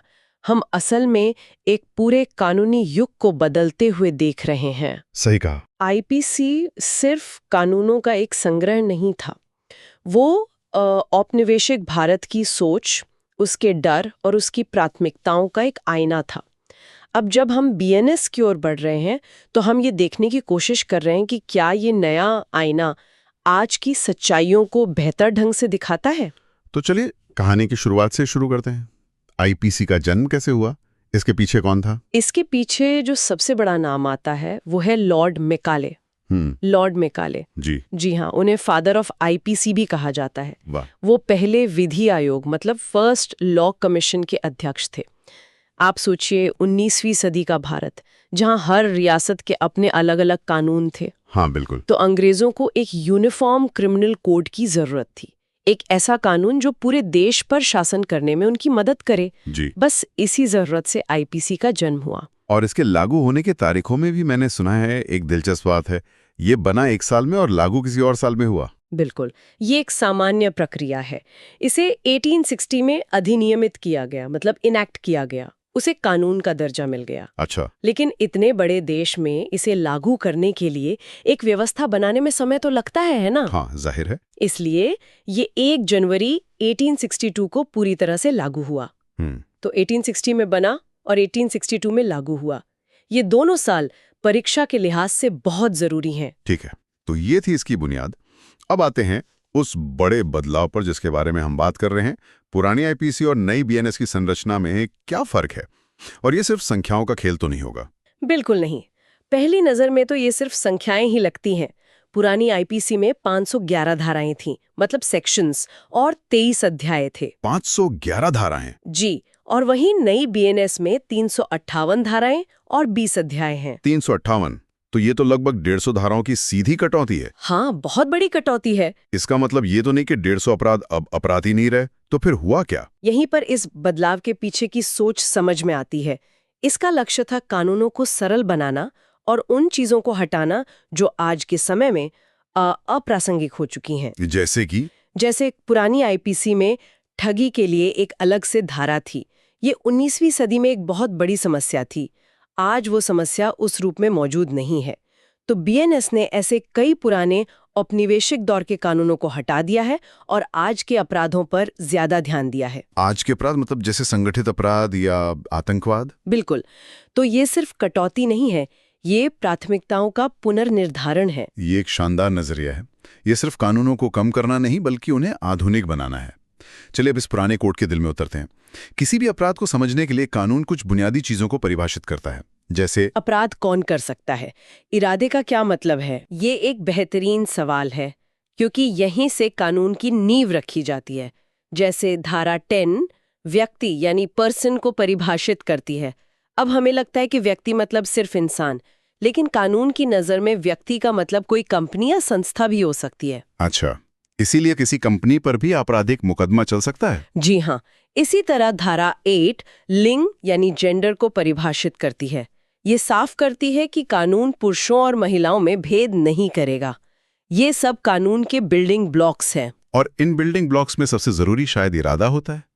मैंने धारा 34 के बारे में काफी सुना है, सामान्य इरादा या कॉमन इंटेंशन। ये बहुत शक्तिशाली मानी जाती है। ये तो अपराध कानून की रीढ़ की हड्डी है। धारा 34 कहती है कि अगर 4 लोग मिलकर बैंक लूटने जाते हैं और उनका इरादा एक ही है, बैंक लूटना, तो हर व्यक्ति उस अपराध के लिए बराबर का जिम्मेदार होगा, भले ही उनके काम अलग अलग हों। हाँ बिल्कुल।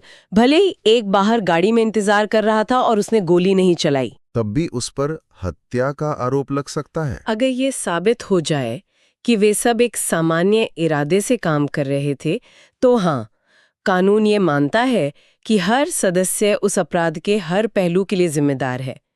ये दिखाता है कि कानून सिर्फ किए गए काम को नहीं बल्कि उसके पीछे की सामूहिक सोच को भी सजा देता है। लेकिन सिक्के का दूसरा पहलू भी तो होगा, जहां कानून ये देखता है कि इरादा बुरा नहीं था। जरूर। और यहीं पर धारा 52 यानी सद्भावना या गुड फेथ काम आती है। इसका मतलब है कोई भी काम जो पूरी सावधानी और ध्यान से किया गया हो। अगर एक डॉक्टर पूरी सावधानी से ऑपरेशन करता है लेकिन मरीज को नहीं बचा पाता, तो वो सद्भावना का बचाव ले सकता है। तो ये एक तरह का संतुलन है। जी। एक तरफ धारा 34 है जो सामूहिक अपराध को पकड़ती है और दूसरी तरफ धारा 52 है जो नेक इरादे से किए गए काम को सुरक्षा देती है। और इसी से जुड़ा एक और दिलचस्प कॉन्सेप्ट है संश्रय का, जो धारा 52A में है, हार्बरिंग। ये क्या है? संश्रय का सीधा मतलब है किसी अपराधी को जानते बूझते हुए पनाह देना। पनाह देना मतलब उसे खाना, पैसा, हथियार या छिपने की जगह देना ताकि वो कानून की पकड़ से बच सके। ये अपने आप में एक अपराध है। कानून कहता है कि अगर आप अपराध रोक नहीं सकते तो कम से कम अपराधी की मदद तो मत कीजिए। तो अब तक हमने कानून की नींव, उसकी भाषा और इरादे के महत्व को समझा। अब उन बड़े अपराधों की बात करते हैं जिनसे समाज सबसे ज्यादा प्रभावित होता है। आईपीसी का अध्याय 16 इसी से जुड़ा है ना? निस्संदेह। अध्याय 16 मानव शरीर को प्रभावित करने वाले अपराधों से संबंधित है। Offences affecting the human body. ये आईपीसी का सबसे विस्तृत और शायद सबसे महत्वपूर्ण अध्याय है। एक पुलिस अधिकारी के रोजमर्रा के काम का एक बहुत बड़ा हिस्सा इसी अध्याय से जुड़े मामलों से निपटने में जाता है। और इसमें तो एक मामूली सी चोट से लेकर हत्या तक सब कुछ शामिल है। ये दायरा बहुत बड़ा है। कानून इन दोनों के बीच फर्क कैसे करता है? क्या ये सब कुछ इरादे पे निर्भर करता है? इरादा इसका सबसे महत्वपूर्ण हिस्सा है, लेकिन सिर्फ वही नहीं। कानून ये भी देखता है कि चोट कितनी गंभीर है, किस हथियार का इस्तेमाल हुआ और क्या उस काम से मौत होने की संभावना थी। उदाहरण के लिए, चोट यानी हर्ट और गंभीर चोट यानी ग्रीवियस हर्ट में फर्क है।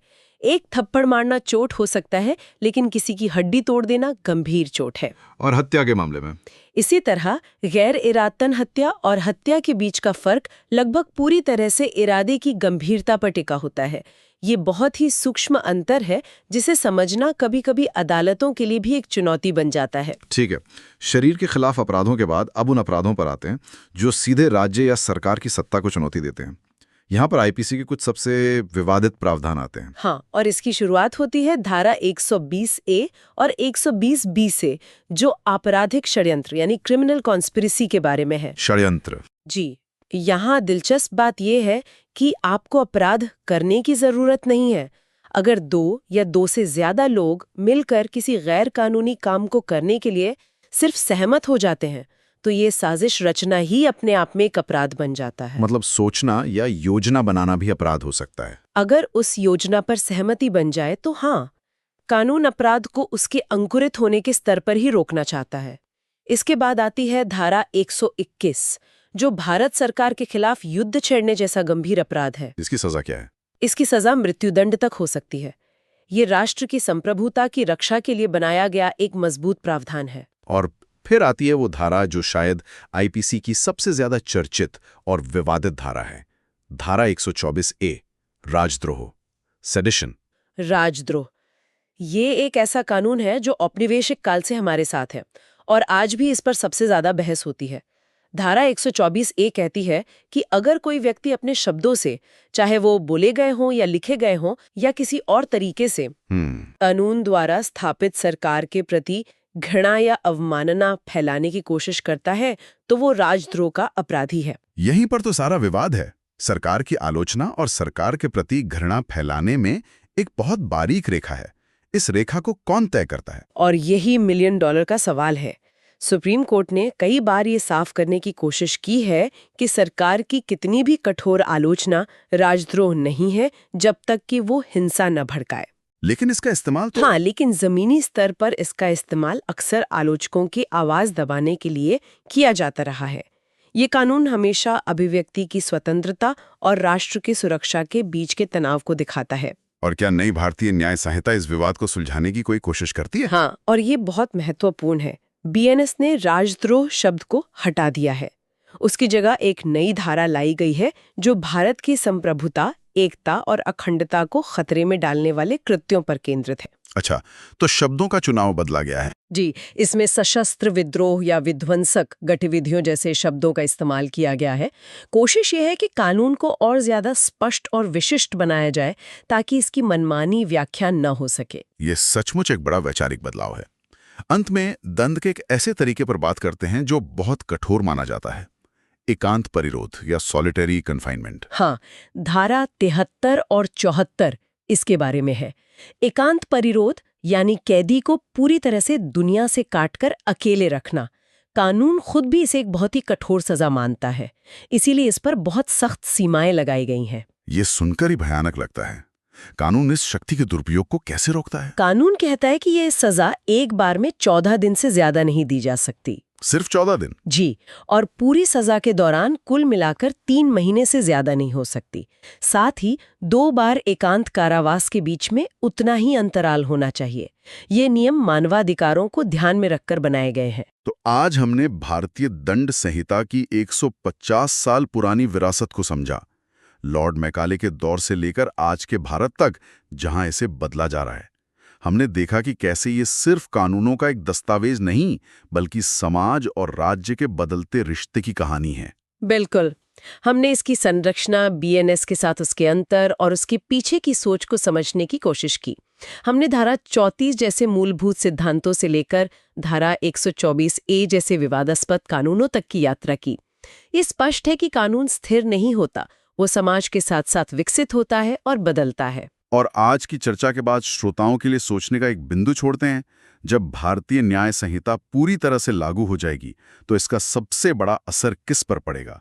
क्या ये पुलिस की रोजमर्रा की कार्यप्रणाली को बदलेगा या अदालतों में मुकदमों के चलने का तरीका बदलेगा? और इससे भी बड़ा सवाल ये है कि क्या सिर्फ कानून बदल देने से न्याय प्रणाली की पुरानी समस्याएं जैसे मुकदमों में देरी या जांच में कमियां अपने आप दूर हो जाएंगी, या कानून बदलना इस सुधार की यात्रा का सिर्फ पहला कदम है? इस सवाल पर जरूर सोचिएगा, क्योंकि भारत की न्याय व्यवस्था का भविष्य इसी पर निर्भर करता है। चलिए आगे बढ़ते हैं। यदि आपको क्लास पसंद आ रही है तो प्लीज आप चैनल को सब्सक्राइब और वीडियो को लाइक जरूर कर दें। चलिए आगे देखते हैं। आज हमारे पास जो स्रोत हैं वो भारतीय कानून की दुनिया में एक बहुत बड़े बदलाव की कहानी कहते हैं। हम भारतीय दंड संहिता यानी आईपीसी की उन धाराओं को समझने की कोशिश करेंगे जो सालों से हमारे कानूनी ढांचे की नींव रही हैं और वो भी खास तौर पर हरियाणा पुलिस और HSSC जैसी प्रतियोगी परीक्षाओं के नजरिए से। बिल्कुल, और सिर्फ समझने की ही नहीं बल्कि ये देखने की भी कि 1860 में बने इस कानून को 2023 में भारतीय न्याय संहिता यानी BNS में कैसे बदला जा रहा है। हमारा मकसद सिर्फ परिभाषा रटना नहीं है, बल्कि इन कानूनों के पीछे जो सोच है उसे पकड़ना है। बिल्कुल सही। तो चलिए शुरू करते हैं। सबसे पहले उन अपराधों से जो समाज की शांति को भंग करते हैं। हमारे स्रोतों में सबसे पहले जिक्र आता है विधि विरुद्ध जमाव का, अनलॉफुल असेंबली। सुनने में तो ये बस कुछ लोगों के इकट्ठा होने जैसा लगता है। हाँ, लगता तो है, लेकिन कानून की नज़र में ये सिर्फ इकट्ठा होना नहीं है। IPC के मुताबिक जब 5 या उससे ज़्यादा लोग किसी अवैध मकसद मतलब इलीगल पर्पस के लिए इकट्ठा होते हैं तो वो विधि विरुद्ध जमाव कहलाता है। और ये जो 5 लोगों वाली शर्त है ना, ये बहुत दिलचस्प है। दिलचस्प क्यों? मेरा मतलब है 4 क्यों नहीं, या 6 क्यों नहीं, 5 ही क्यों? देखिए, इसके पीछे सोच ये है कि 1 या 2 लोग आपस में झगड़ा कर सकते हैं, वो एक निजी मामला हो सकता है। लेकिन जब 5 या उससे ज्यादा लोग एक गलत इरादे से संगठित होते हैं तो वो एक निजी झगड़ा नहीं रहता, वो समाज की शांति के लिए एक संगठित खतरा बन जाता है। कानून यहीं पर एक लकीर खींचता है। अच्छा। जहां एक व्यक्तिगत टकराव एक सार्वजनिक खतरे का रूप ले लेता है, और इसीलिए प्रतियोगी परीक्षाओं में ये संख्या बार बार पूछी जाती है। समझ गया। तो ये संख्या एक तरह से खतरे के लेवल को दिखाती है। और अगर इस जमाव में कोई घातक हथियार लेके शामिल हो जाए तब तो मामला और भी गंभीर हो जाता होगा। बहुत ज्यादा गंभीर। अगर उस अवैध सभा में कोई ऐसा हथियार लेकर आता है जिससे किसी की जान जा सकती है, जैसे कोई बंदूक, तलवार या कोई विस्फोटक, तो कानून उस व्यक्ति के लिए बहुत कठोर सजा का प्रावधान करता है, भले ही उसने हथियार का इस्तेमाल किया हो या नहीं। बिल्कुल, भले ही इस्तेमाल हुआ हो या नहीं, सिर्फ उसे लेकर वहां मौजूद होना ही अपराध की गंभीरता को कई गुना बढ़ा देता है। ठीक है, तो ये तो हुई अवैध मकसद से इकट्ठा होने की बात। अब एक शब्द हम अक्सर सुनते हैं, बलवा, राइटिंग। क्या ये विधि विरुद्ध जमाव से अलग है या उसी का हिस्सा है? ये उसी से जुड़ा हुआ अगला कदम है। इसे ऐसे समझिए कि विधि विरुद्ध जमाव एक विचार है, एक इरादा है, और बलवा उस विचार का एक्शन में आना है। जब वही 5 या ज्यादा लोगों की अवैध भीड़ अपने मकसद को पूरा करने के लिए हिंसा या बल का प्रयोग करती है, तो वही सभा बलवा या दंगा करने की दोषी हो जाती है। एक मिनट, तो क्या इसका मतलब ये हुआ कि 5 लोग अगर शांति से किसी अवैध मकसद के लिए खड़े हैं तो वो एक अपराध है, और जैसे ही उनमें से एक भी पत्थर फेंकता है तो वो सब के सब बलवा के दोषी हो जाते हैं? क्या एक व्यक्ति का एक्शन पूरे समूह को जिम्मेदार बना देता है?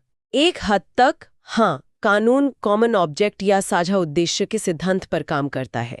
अगर ये साबित हो जाए कि हिंसा करना उस समूह के साझा उद्देश्य का हिस्सा था, तो उस हिंसा के लिए समूह के सभी सदस्य जिम्मेदार ठहराए जा सकते हैं। अच्छा। और यही बात इसे इतना गंभीर अपराध बनाती है। ये तो बहुत बड़ी बात है। चलिए अब समाज की शांति से आगे बढ़कर बात करते हैं उन अपराधों की जो धर्म और नैतिकता से जुड़े हैं। हमारे स्रोतों में एक धारा धार्मिक भावनाओं को ठेस पहुंचाने की बात करती है। इसमें कानून क्या देखता है, इरादा या काम? यहाँ कानून 2 शब्दों पर बहुत ज्यादा जोर देता है, जानबूझकर और दुर्भावनापूर्ण इरादा। मतलब अगर किसी ने गलती से कुछ कह दिया तो वो इस धारा के तहत नहीं आएगा। अपराध तब बनता है जब कोई व्यक्ति सोच समझकर किसी वर्ग विशेष की धार्मिक मान्यताओं का अपमान करने के बुरे इरादे से कुछ लिखता है, बोलता है या कोई ऐसा काम करता है। मकसदी अपराध का मूल है। और अश्लीलता या ऑब्सिनिटी के बारे में क्या? इसकी परिभाषा तो मतलब समय और समाज के साथ बदलती रहती है। कानून इसे कैसे देखता है? बिल्कुल सही कहा आपने। कानून की परिभाषा थोड़ी लचीली रखी गई है।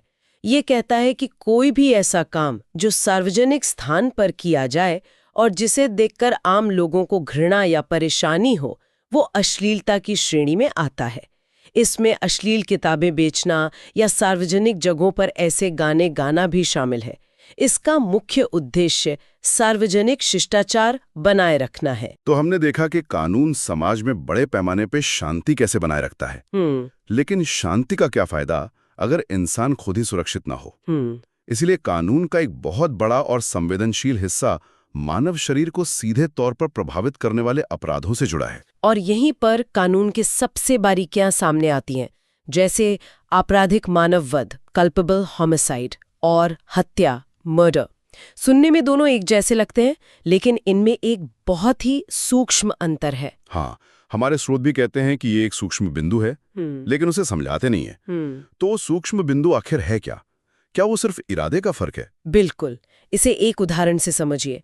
अगर कोई व्यक्ति किसी को मारने के पक्के इरादे से गोली चलाता है और वो व्यक्ति मर जाता है, तो ये हत्या है। सीधा सीधा। हाँ, लेकिन अगर कोई व्यक्ति एक भीड़ भरी गली में लापरवाही से बहुत तेज गाड़ी चला रहा है और उसकी वजह से कोई मर जाता है, तो उसका इरादा शायद किसी को मारने का नहीं था, पर उसे ये ज्ञान था कि उसका ये काम जानलेवा हो सकता है। अच्छा, ये ज्ञान और इरादे का फर्क ही आपराधिक मानववध और हत्या को अलग करता है।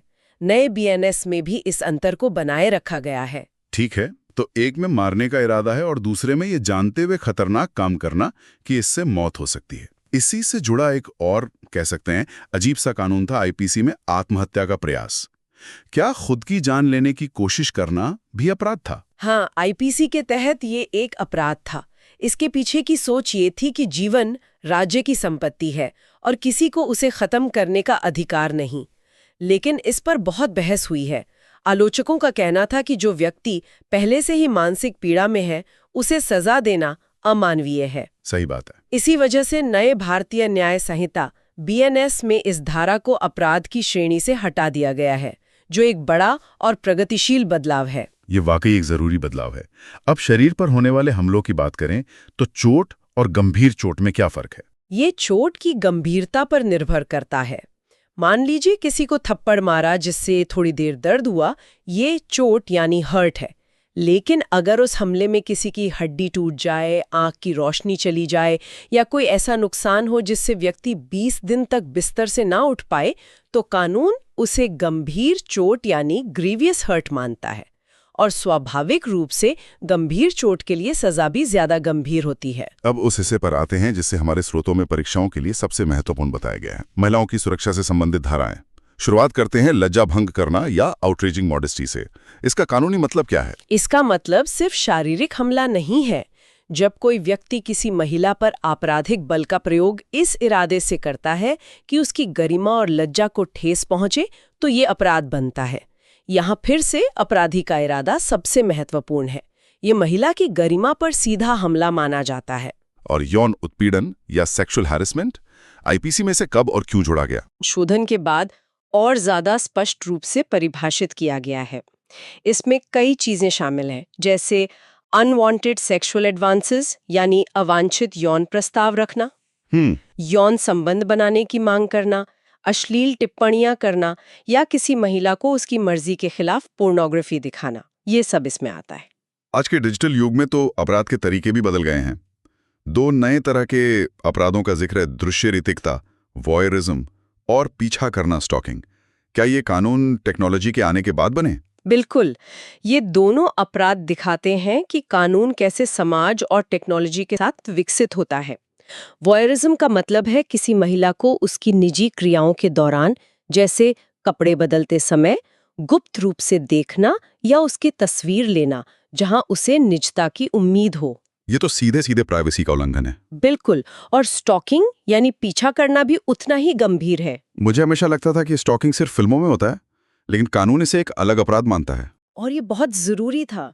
जब कोई व्यक्ति किसी महिला की इच्छा के विरुद्ध बार बार उससे संपर्क करने की कोशिश करता है, उसका पीछा करता है, चाहे वो असल जिंदगी में हो या इंटरनेट पर सोशल मीडिया के जरिए, तो ये स्टॉकिंग कहलाता है। महिला के एक बार स्पष्ट रूप से मना करने के बाद भी ऐसा करते रहना एक गंभीर अपराध है। बीएनएस में भी इन अपराधों को और सख्ती से परिभाषित किया गया है। और इस श्रेणी का सबसे गंभीर अपराध है बलात्कार। कानून इसे कैसे परिभाषित करता है? आईपीसी में बलात्कार की परिभाषा बहुत विस्तृत और स्पष्ट है। ये सिर्फ जबरदस्ती किए गए यौन संबंध तक सीमित नहीं है। इसमें वो हर स्थिति शामिल है जहां महिला की सहमति ना हो। और सहमति का मतलब? सहमति का मतलब है एक स्पष्ट हाँ, जो बिना किसी डर, धोखे या दबाव की दी गई हो। अगर महिला नशे में है, मानसिक रूप से अस्वस्थ है या नाबालिग है, तो उसकी सहमति का कोई कानूनी मतलब नहीं होता। बीएनएस ने इस परिभाषा को बरकरार रखा है और कुछ मामलों में सजा को और भी कड़ा किया है। ये समझना बहुत जरूरी है कि सहमति का कानून में क्या मतलब है। चलिए अब व्यक्ति की सुरक्षा से आगे बढ़कर उसकी संपत्ति की सुरक्षा पर आते हैं। संपत्ति से जुड़े अपराधों में सबसे आम है चोरी। चोरी की कानूनी परिभाषा में 5 तत्व होते हैं। बेईमानी का इरादा, किसी दूसरे के कब्जे से उसकी सहमति के बिना चल संपत्ति को हटाना। अगर इनमें से एक भी तत्व गायब है तो वो कानूनी तौर पर चोरी नहीं कहलाएगी। ठीक है, तो जबरन वसूली या एक्सटॉर्शन इससे कैसे अलग है? उसमें भी तो संपत्ति बेईमानी से ही ली जाती है। हाँ, लेकिन तरीका अलग है। चोरी में संपत्ति चुपके से या बिना पता लगे हटाई जाती है। जबरन वसूली में संपत्ति भय या डर दिखाकर हासिल की जाती है। जब कोई कहता है मुझे इतने पैसे दो वरना मैं तुम्हारे परिवार को नुकसान पहुंचाऊंगा, यह जबरन वसूली है। हाँ, यहाँ संपत्ति सीधे नहीं ली जाती बल्कि डर दिखाकर देने पर मजबूर किया जाता है। तो इसे सरल भाषा में ऐसे समझ सकते हैं कि अगर कोई किसी का पर्स उसकी जेब से चुपके से निकाल ले तो वो चोरी है। अगर कोई कहे अपना पर्स दो नहीं तो मैं तुम्हें चोट पहुंचाऊंगा, तो वो जबरन वसूली है। तो फिर लूट क्या है? आपने बिल्कुल सही पकड़ा। अब इसी में हिंसा का तत्व जोड़ दीजिए। अगर चोरी करते समय या चोरी की हुई संपत्ति ले जाते समय अपराधी हिंसा का इस्तेमाल करे या जान से मारने की धमकी दे तो वही चोरी, लूट, रॉबरी बन जाती है। और जबरन वसूली के मामले में? इसी तरह अगर जबरन वसूली में अपराधी सामने वाले को तुरंत मौत या चोट का डर दिखाकर संपत्ति ले ले तो वो भी लूट है। और डकैती, ये शब्द तो और भी खतरनाक लगता है। डकैती असल में लूट का ही एक बड़ा और संगठित रूप है। जब यही लूट का अपराध 5 या उससे अधिक लोग मिलकर करते हैं तो उसे डकैती कहा जाता है। ओह, यहाँ फिर से वही 5 लोगों वाली संख्या आ गई। बिल्कुल, जो हमने विधि विरुद्ध जमाव में देखी थी। ये दिखाता है कि कानून संगठित अपराध को हमेशा ज्यादा गंभीर मानता है। ये बहुत ही स्पष्ट हो गया। अब विवाह से जुड़े कुछ अपराधों पर आते हैं। एक है द्विविवाह यानी बिगैमी। इसका सीधा सा मतलब है कि पति या पत्नी के जीवित रहते हुए और कानूनी रूप से तलाक लिए बिना दूसरा विवाह कर लेना। ये भारतीय समाज में एक गंभीर अपराध माना जाता है। और एक और गंभीर धारा है पति या उसके रिश्तेदारों द्वारा क्रूरता। ये तो खासकर दहेज के मामलों में बहुत सुनी जाती है। जी, इस धारा को मुख्य रूप से घरेलू हिंसा और दहेज प्रताड़ना को रोकने के लिए ही बनाया गया था। इसमें शारीरिक क्रूरता के साथ साथ मानसिक क्रूरता भी शामिल है, जैसे किसी महिला को बार बार ताने मारना या उसे इस हद तक परेशान करना कि वो आत्महत्या के बारे में सोचने लगे। ठीक है, अब कुछ आखिरी अपराधों को देख लेते हैं। मानहानि, डिफेमेशन और आपराधिक धमकी, क्रिमिनल इंटिमिडेशन। इनमें क्या मुख्य बातें हैं? मानहानि का संबंध व्यक्ति की प्रतिष्ठा या इज्जत से है। जब कोई किसी की प्रतिष्ठा को नुकसान पहुंचाने के इरादे से उसके बारे में झूठी बातें बोलता, लिखता या फैलाता है तो वो मानहानि का अपराध करता है। वहीं आपराधिक धमकी में किसी को उसके शरीर, संपत्ति या प्रतिष्ठा को नुकसान पहुंचाने का डर दिखाया जाता है ताकि उससे कोई गैरकानूनी काम करवाया जा सके। तो हमने आईपीसी की कई महत्वपूर्ण धाराओं को उनकी बारीकियों के साथ समझा और इस पूरी चर्चा में हम बार बार बीएनएस का जिक्र करते रहे। अगर हम आप पीछे हटकर पूरी तस्वीर देखें तो आईपीसी से बीएनएस का ये बदलाव कितना बड़ा है? क्या ये सिर्फ धाराओं के नंबर बदलना है? नहीं, ये उससे कहीं ज्यादा है। जैसा कि स्रोतों में बताया गया है, ये एक बड़ा संरचनात्मक बदलाव है। पुरानी आईपीसी में 23 अध्याय और 511 धाराएं थीं। नई बीएनएस में इन्हें घटाकर 20 अध्याय और 358 धाराएं कर दिया गया है। लेकिन ये सिर्फ आंकड़ों की कटौती नहीं है। तो फिर इसका मकसद क्या है? इसके कई मकसद हैं। पहला, पुराने और अप्रासंगिक कानूनों को हटाना, जैसे हमने आत्महत्या के प्रयास वाले कानून की बात की। दूसरा, नए अपराधों को शामिल करना जो आज के समाज की सच्चाइयां हैं, जैसे संगठित अपराध या स्नैचिंग के लिए अलग से धारा बनाना। अच्छा। और तीसरा, कानूनों की भाषा को सरल बनाना और न्याय प्रक्रिया को तेज करने की कोशिश करना, जैसे कई अपराधों में अब सामुदायिक सेवा जैसी नई सजाओं का प्रावधान भी जोड़ा गया है। तो ये सिर्फ एक रीपैकेजिंग नहीं है बल्कि सिस्टम को आधुनिक बनाने की एक कोशिश है। बिल्कुल। बीएनएस का उद्देश्य 19वीं सदी के कानून को 21वीं सदी की जरूरतों के हिसाब से ढालना है। हालांकि ये सिर्फ पहला कदम है। बहुत खूब। तो आज हमने भारतीय दंड संहिता की उन धाराओं पर गहराई से बात की जो न सिर्फ प्रतियोगी परीक्षाओं के लिए बल्कि एक जागरूक नागरिक होने के नाते भी जानना जरूरी है। हमने ये भी समझा कि भारतीय न्याय संहिता के रूप में कानून किस नई दिशा में जा रहा है। हाँ, हमने देखा कि कैसे कानून समाज की शांति से लेकर व्यक्ति के शरीर, उसकी गरिमा और संपत्ति तक की सुरक्षा करता है और कैसे ये समय के साथ खुद को बदल रहा है। और इस चर्चा को समाप्त करते हुए हम अपने श्रोताओं के लिए एक सवाल छोड़ना चाहेंगे। कानून में हुए इन बड़े बदलावों के बाद सोचने वाली बात यह है कि क्या केवल धाराओं की संख्या कम होने या किताबों के नाम बदलने से न्याय की रफ्तार तेज हो जाएगी, या असली चुनौती इन नए कानूनों को जमीनी स्तर पर पुलिस थानों और अदालतों में प्रभावी ढंग से लागू करने की होगी। इस पर विचार कीजिएगा, अगली बार मिलते हैं। यदि आपको ये चर्चा पसंद आ रही है तो प्लीज़ आप चैनल को सब्सक्राइब और वीडियो को लाइक ज़रूर कर दें। चलिए आगे देखते हैं। आज की हमारी चर्चा भारतीय न्याय संहिता 2023 पर है, जिसे BNSP कहते हैं। जी, ये वो कानून है जो 150 साल से भी ज़्यादा पुराने भारतीय दंड संहिता मतलब IPC 1860 की जगह ले रहा है। हाँ, एक बहुत बड़ा बदलाव है ये। बिल्कुल। और HSSC, हरियाणा पुलिस और दूसरी प्रतियोगी परीक्षाओं के लिए तो ये मतलब बहुत ही महत्वपूर्ण विषय है। निश्चित रूप से। तो आज हम इसके मुख्य बिंदुओं को परीक्षा के नज़रिए से समझने की कोशिश करेंगे। जी, चलिए शुरू करते हैं। तो सबसे पहले जो सबसे सीधा सवाल बन सकता है वो है इन दोनों कानूनों के मूल अंतर पर। हाँ, जो बनावट का अंतर है। बिल्कुल। पुराना कानून था भारतीय दंड संहिता IPC जो 1860 में आया था। जी, ब्रिटिश काल में। और नया कानून है भारतीय न्याय संहिता BNS जो 2023 में आया है। सही। तो अध्यायों में क्या बदलाव आया है? देखिए, IPC में कुल 23 अध्याय थे। 23? हाँ, 23। लेकिन BNS 2023 में अब ये घटाकर 20 कर दिए गए हैं। अच्छा, तो 3 अध्याय कम हो गए? जी, और ये संख्या याद रखनी बहुत जरूरी है। और धाराओं का क्या? सेक्शंस में तो काफी बड़ा बदलाव सुनने में आया है। हाँ, वो सबसे बड़ा बदलाव है। IPC में कुल 511 धाराएं थीं। 511? जी, और BNS 2023 में इनकी संख्या घटाकर सिर्फ 358 कर दी गई है। 358? मतलब लगभग 150 धाराएं कम हो गई? बिल्कुल। तो ये दोनों आंकड़े 511 और 358 परीक्षा के लिए बहुत बहुत महत्वपूर्ण है। लेकिन एक सवाल मन में आता है, इतनी सारी धाराएं कम करने का मतलब क्या? क्या कानून कमजोर हो गया है? नहीं, ये एक आम धारणा हो सकती है, पर ऐसा है नहीं। असल में ये कानून को मतलब ज्यादा साफ और सटीक बनाने की एक कोशिश है। अच्छा, कैसे? देखिए, पुराने IPC में कई ऐसे कानून थे जो आज के समय में बिल्कुल अप्रासंगिक थे। जैसे एक ठगी का कानून था। हाँ, सुना है। उसे ज्यादा स्पष्ट और आज के लिए प्रासंगिक बनाना है। समझ गई। तो अब उन नई धाराओं पर बात करते हैं जिन्हें पहली बार इस कानून में शामिल किया गया है। जी, ये बहुत जरूरी है। इनमें से एक है जिस पर काफी चर्चा भी हुई, धारा 69, सेक्शन 69। हाँ, धारा 69। ये शादी का झूठा वादा करके यौन संबंध बनाने को एक अपराध बनाती है। इसकी जरूरत क्यों पड़ी? मतलब पहले ऐसे मामले कैसे डील होते थे? पहले क्या था कि ऐसे मामले धोखाधड़ी या कभी-कभी बलात्कार की धाराओं में दर्ज तो होते थे, पर साबित करना बहुत मुश्किल था। क्योंकि कोई सीधा कानून नहीं था। बिल्कुल, कोई सीधा कानूनी प्रावधान था ही नहीं।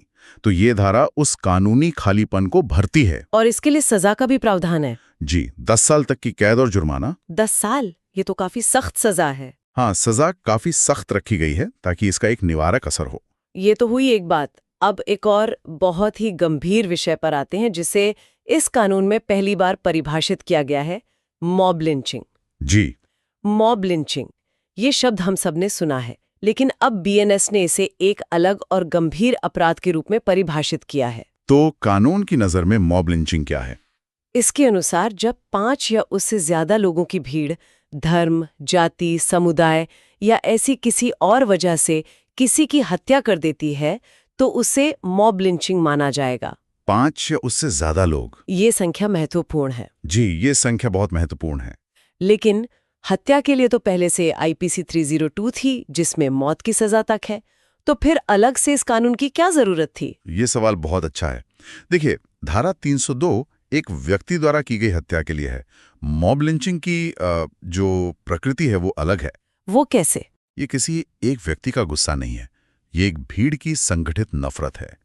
इसका मकसद सिर्फ एक इंसान को मारना नहीं होता, बल्कि उसके पूरे समुदाय में डर फैलाना होता है। मतलब ये समाज के ताने बाने पर हमला है। बिल्कुल सही। इसीलिए इसे एक अलग और ज्यादा गंभीर अपराध के तौर पर देखा गया है। और शायद इसीलिए सजा भी सबसे कठोर रखी गई। जी, आजीवन कारावास या मृत्युदंड का प्रावधान है। मृत्युदंड मतलब ये बीएनएस की सबसे कठोर सजाओं में से एक है। निश्चित रूप से ये एक बहुत साफ संदेश है कि ऐसी हिंसा बर्दाश्त नहीं की जाएगी। संगठित हिंसा से ही जुड़ा एक और विषय है संगठित अपराध, ऑर्गेनाइज्ड क्राइम। हाँ, बीएनएस में इसे भी स्पष्ट रूप से परिभाषित किया गया है, लेकिन एक नई चीज है छोटे संगठित अपराध, पेटी ऑर्गेनाइज्ड क्राइम। ये क्या है? ये एक बहुत ही व्यवहारिक बदलाव है। सोचिए, बड़े संगठित अपराध तो हैं ही, जैसे अपहरण, वसूली, कॉन्ट्रैक्ट किलिंग। हाँ, लेकिन जो रोजमर्रा की जिंदगी को प्रभावित करते हैं वो अक्सर छोटे गिरोह होते हैं, जैसे चोरी, टिकटों की कालाबाजारी। अच्छा, जो छोटे स्तर पर होता है लेकिन बहुत संगठित होता है। बिल्कुल, जुआ या फिर पेपर लीक करवाना, ये सब छोटे संगठित अपराध की श्रेणी में आएंगे। तो इसका फायदा क्या होगा? इसका फायदा ये है कि अब पुलिस के पास इन छोटे छोटे गिरोहों पर पूरे नेटवर्क पर नकेल कसने के लिए एक सीधा कानून है। इसका मकसद अपराध को जड़ से पकड़ना है। बहुत दिलचस्प। तो ये तो हुए वो बदलाव जो सजा को और सख्त करते हैं, लेकिन एक बदलाव ऐसा भी है जो कानून के मानवीय पक्ष को दिखाता है। आप आत्महत्या के प्रयास की बात कर रहे हैं? जी, धारा 226। हाँ, सेक्शन 226। ये शायद इस पूरे कानून का सबसे प्रगतिशील बदलाव है। पुराना कानून क्या कहता था इस बारे में? पुराना कानून आईपीसी की धारा 309 आत्महत्या के प्रयास को एक अपराध मानती थी।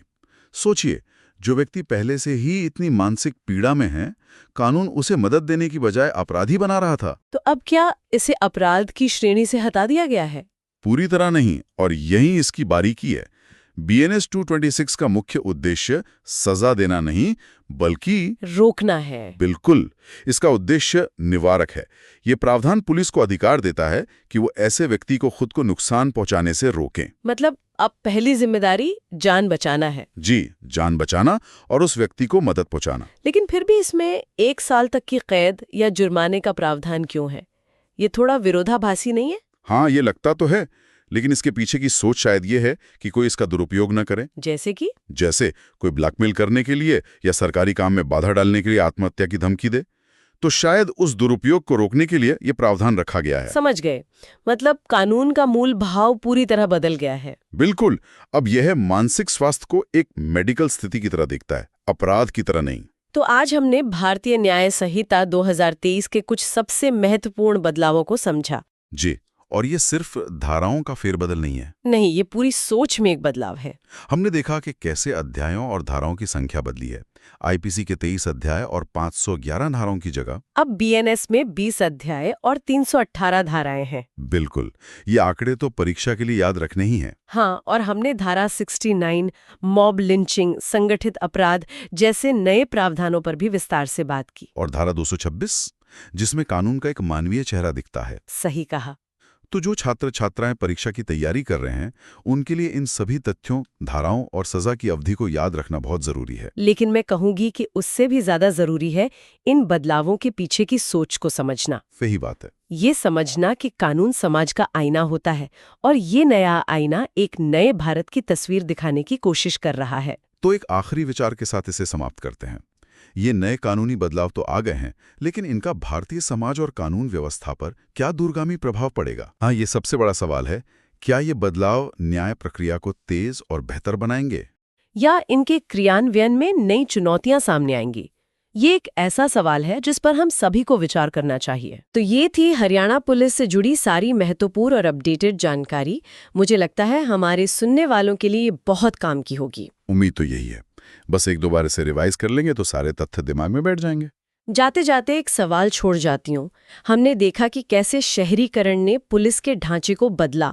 भविष्य में जब आर्टिफिशियल इंटेलिजेंस और प्रिडिक्टिव पुलिसिंग जैसी तकनीकें और आम हो जाएंगी, तब हरियाणा पुलिस का अगला बड़ा बदलाव क्या होगा? ये सोचने वाला सवाल है। शायद तब पुलिस अपराध होने का इंतजार नहीं करेगी, बल्कि उसके होने की आशंका पर ही काम करेगी। भविष्य बहुत दिलचस्प होने वाला है।